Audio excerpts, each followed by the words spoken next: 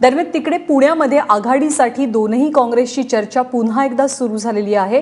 अशोक चव्हाण यांनी रात्री उशिरा अजित पवार यांच्याशी बातचीत केल्याचं कळतंय आणि काँग्रेस सोबतच्या आघाडी संदर्भातली पदाधिकाऱ्यांची बैठक पुण्यामध्ये सुरू झालेली आहे।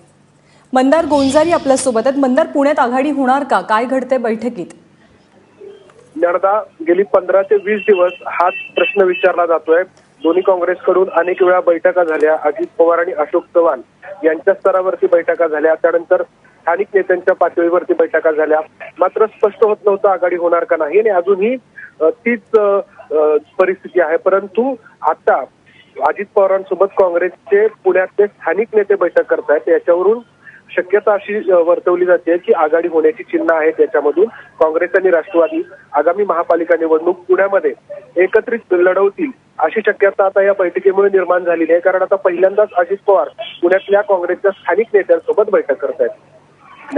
मंदार, धन्यवाद या माहितीबद्दल।